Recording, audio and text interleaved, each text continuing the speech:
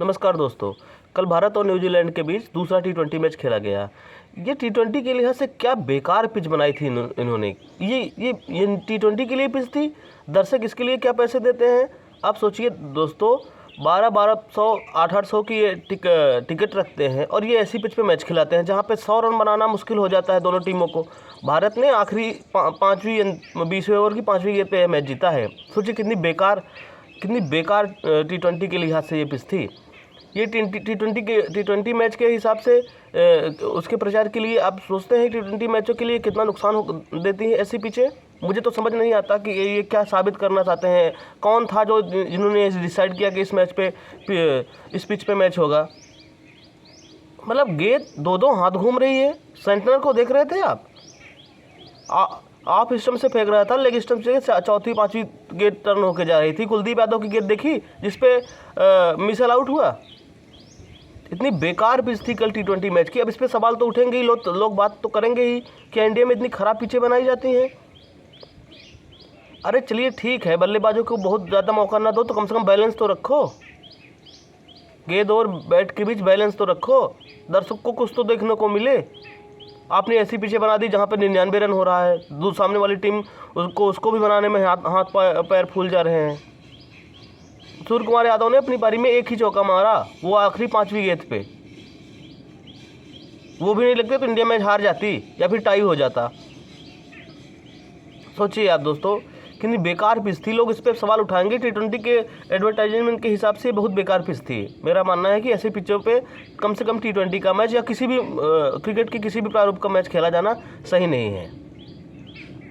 लेकिन एक बात और है दोस्तों, कल जिस तरह से सूर्य कुमार यादव ने बैटिंग की, मतलब उनकी पारी में एक जिम्मेदारी झलक रही थी। उन्होंने अपना ईगो आड़े रखा और अपने नेचर के हिसाब से बिल्कुल अलग कल की पारी खेली। और मुझे लगता है कि केवल उन्हीं की वजह से भारत ये मैच जीता, क्योंकि 100 रन की साझेदारी में 25-26 रन अकेले बनाना बहुत बड़ी बात होती है दोस्तों। कल आप देख रहे थे जब आखिरी ओवर चल रहा था। अच्छा, आपको हार्दिक पांड्या की बैटिंग कैसी लगती है? मुझे तो पिछले 1-1.5 साल से बहुत ही अजीब तरह की बैटिंग लगती है। पहले जब हार्दिक पांड्या उतरते थे तो गेंदबाज को लगता था कि ये छक्के मारेगा, बचते हैं। अब तो ऐसा लगता है दोस्तों कि वो गेंदबाज से बच रहे हैं। कल का मैच देखा आपने? वो सिंगल लेके सूर्य कुमार को बोल रहे थे जाओ तू मार। ये बिल्कुल भी टी20 के हिसाब से हार्दिक पांड्या की बैटिंग सही नहीं है दोस्तों। क्योंकि देखिए, चलिए ठीक है, आप कप्तान हो, आपके पास जिम्मेदारियां हैं, लेकिन इसका मतलब ये नहीं कि आप अपनी शैली भूल जाओ। आपको किस विश्व में किस प्रकार की ख्याति मिली थी, कैसे ख्याति मिली थी, आप वो भूल जाओ। मुझे अभी याद है दोस्तों, जब भारत मैच लगभग हार चुका था पाकिस्तान के खिलाफ, तब हार्दिक पांड्या ने आके 4 छक्के मारे थे। तब से मैं भी हार्दिक पांड्या को जानने लगा था। और आज के हार्दिक पांड्या को देखो, एक छक्के के लिए सिंगल रनों के लिए तरसते हैं। तो हार्दिक पांड्या को अपनी बैटिंग इंप्रूवमेंट करनी होगी। और क्या बेकार बल्लेबाजी की है दोस्तों। मतलब आपके पास स्पिन होने लगी गेंद तो आपके पास शॉट ही नहीं है। या तो आगे निकल के छक्का मारोगे, या तो स्वीप खेलोगे, या तो रिवर्स स्वीप खेलोगे। मतलब क्या है ये दोस्तों। अपनी पहले जो भारत की ताकत होती थी स्पिन खेलने की कला, अब तो ये बिल्कुल उसके उलट हो रहा है। आगे स्टेप आउट करके गेंद को गैप में भी खेल सकते हो, वहाँ पर भी रन मिल सकता है। ज़रूरी नहीं कि स्पिन को काबू करने के लिए आप छक्का ही मारो आगे निकल के, या स्वीप खेलते रहो। जैसे न्यूजीलैंड के बल्लेबाज कर रहे थे, उनकी तो परंपरा ही चली आ रही है, स्पिन को या तो स्वीप मार दो, या तो आगे निकल के छक्का मार दो, या रिवर्स स्वीप खेलो। एक दो इक्के दुक्के जो महान बल्लेबाज निकले हैं वहाँ के, उनको छोड़ के। तो अब मुझे बिल्कुल आश्चर्य नहीं होगा अगर आखिरी मैच में शुभमन गिल या ईशान किशन दोनों में से किसी को बैठा के पृथ्वी शॉ को खिलाया जाए। आश्चर्य तब होगा जब ऐसा नहीं किया जाएगा। क्योंकि देखिए दोस्तों, टी20 के लिहाज से मेरे लिए शुभमन गिल और ईशान किशन दोनों फिट नहीं बैठ रहे हैं। ईशान किशन को मैं शुभमन गिल के ऊपर रखता हूँ। वो इसलिए रखता हूँ क्योंकि वो छक्के मारते हैं एट विल, जबकि शुभमन गिल को वनडे बल्लेबाजी और टेस्ट बल्लेबाजी सूट करती है, टी20 के लिए नहीं। और ये अगर ये लगातार ऐसे ही प्लेयरों को टी20 में मौके देंगे जो टी20 के लिए सूटेबल नहीं है, तो फिर आप लिख के ले लीजिए मेरे से दोस्तों कि अगले T20 वर्ल्ड कप में पिछली टीम ही खेलेगी, क्योंकि आप सही खिलाड़ी को मौका ही नहीं दे रहे हो। पृथ्वी शॉ बैठा हुआ है, हम सभी को पता है वो T20 के लिहाज से कितना बेहतरीन बल्लेबाज है, लेकिन नहीं, उनको मौके नहीं दे रहे हैं। अब जब उस बंदे को मौके मिलेंगे तो उसको लगेगा कि कहीं मैं रन बनाऊँ, नहीं तो मैं बाहर हो जाऊँगा, मतलब mental pressure, fear of failure. तो बात यह है दोस्तों कि आप अपनी बल्लेबाजी एकदम मतलब 100 रन चेज करने में आपके हाथ पैर फूल जा रहे हैं। आप सोचिए, वो तो 5वीं गेंद पे चौका लग गया, नहीं तो ये मैच हार गए थे। उसके बाद कितनी बदनामी होती, आपने सोचा कभी इंडिया की? कभी नहीं सोचा। अगर मैं गेंदबाजी की बात करूं तो दोनों तरफ से शानदार गेंदबाजी हुई दोस्तों, दोनों तरफ से शानदार गेंदबाजी हुई। चैंपमैन और मिशन सार्टनर ने बल्लेबाजी में भी हाथ लगाए थे, बढ़िया रन बनाए थे उन्होंने। 15-16 रन चैंपियन ने बनाए थे और शायद उतने ही रन सैटनर बनाए थे। सैटनर की गेंदों को भारतीय खिलाड़ियों के पास कोई जवाब नहीं है।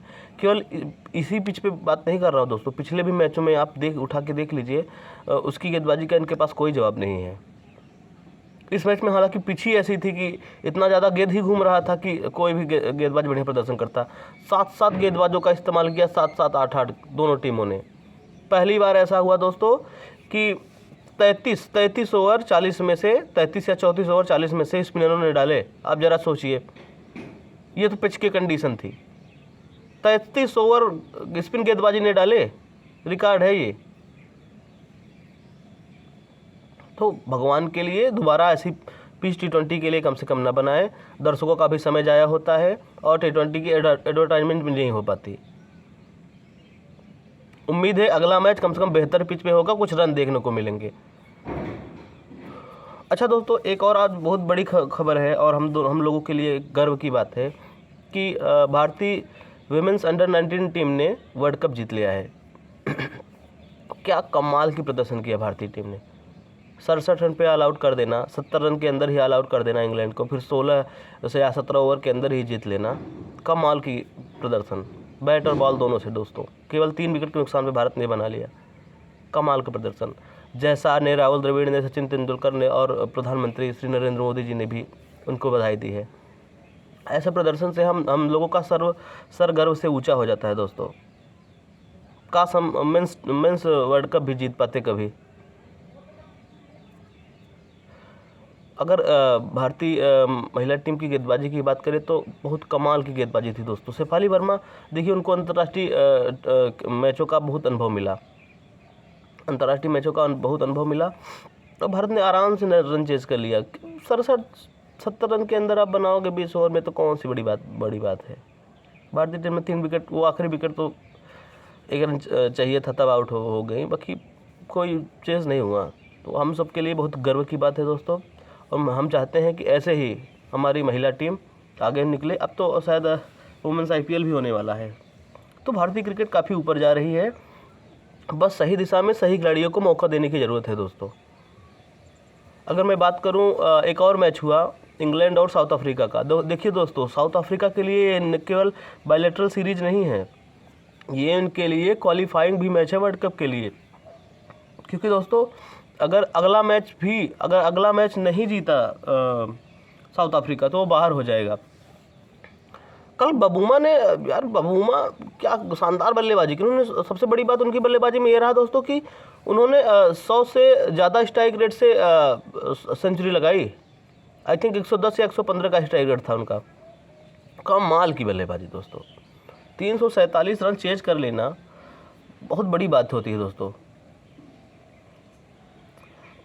मार्करम हो गए, बबूमा हो गए, इन्होंने कमाल की बल्लेबाजी की दोस्तों। और इंग्लैंड की तरफ से बड़े टोटल को बनाने में सबसे ज़्यादा मददगार अगर कोई हुआ तो वो थे हेनरी ब्रुक्स और जॉस बटलर। देखिए दोस्तों, जैसे हम कभी 300-350 रन बना लेती है इंडिया की तो हम लोग बड़े खुश हो जाते हैं, लेकिन जरा आप इंग्लैंड को देखिए, उनके लिए आम बात है 347, 350, 355। और ये आज से नहीं दोस्तों, बहुत पहले से ही 2015 वर्ल्ड कप के बाद से ही उन्होंने अपना माइंड सेट कर लिया था कि नहीं, अभी हम अब वनडे क्रिकेट को बदल के खेलेंगे। तो ये बातें हैं दोस्तों। मुझे देखिए बमूमा को मुझे ऐसा लगता था टेम्पा बमूमा की वो टेस्ट के बल्लेबाज है, लेकिन उन्होंने कल कमाल की पारी खेल के सबको चुप करा दिया दोस्तों।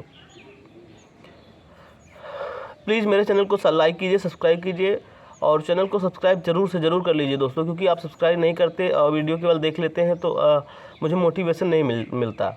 और मैंने पहले भी आपसे कहा है कि ये क्रिकेट का चैनल है, यहाँ पे हम और आप क्रिकेट की बातें करेंगे। तो प्लीज़ से प्लीज़ मेरे चैनल को सब्सक्राइब कीजिए और ज़्यादा से ज़्यादा शेयर कीजिए। थैंक यू दोस्तों।